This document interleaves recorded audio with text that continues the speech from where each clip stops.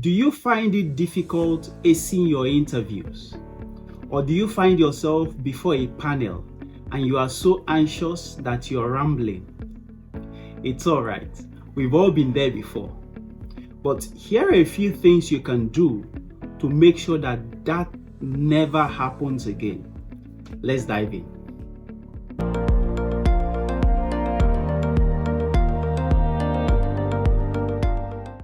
In acing your interviews, preparation is key.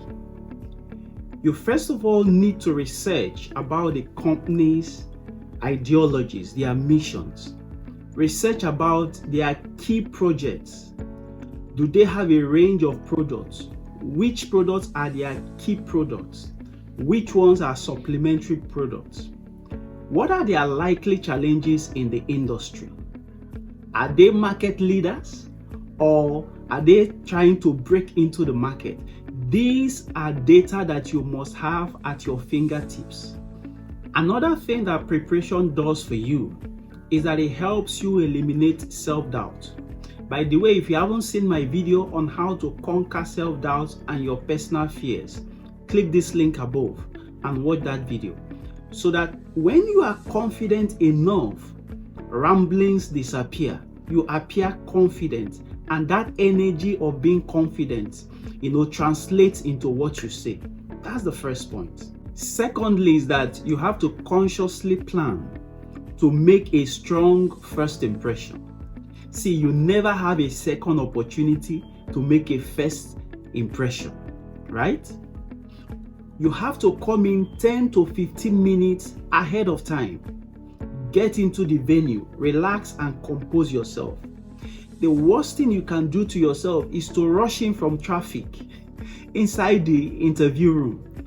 It will get you so unsettled that some of the things that you prepared, you might even forget them. So get there ahead of time, 10-15 minutes, compose yourself, soak in the environment, and get ready for the interview proper.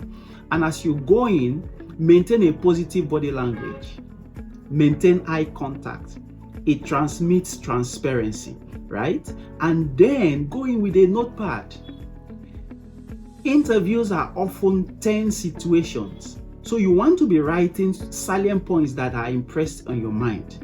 As the interviewer is talking, you have to write it down. Also, a notepad transmits the aura that you are a meticulous person and that you pay attention to details. This is psychological. Then prepare compelling stories. I used to think that I can just walk into an interview room many years ago and I can form stories of things that happened during my work experience.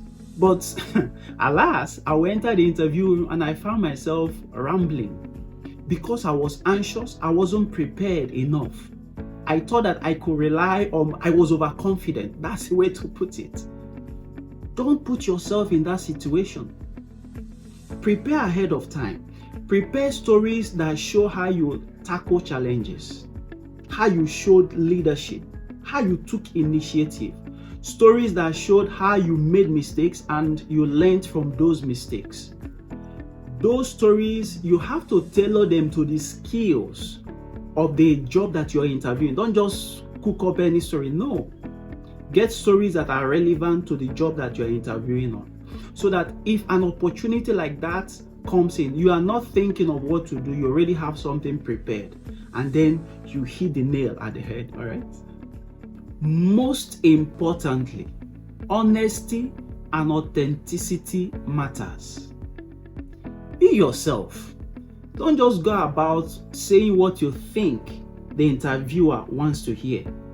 Be yourself. Be transparent about your skills, about your experiences, about your qualifications. Sad enough, some people lie about their qualifications. I don't know what you want to achieve by doing that. Because when they reference back to your school or institution, what are you going to say?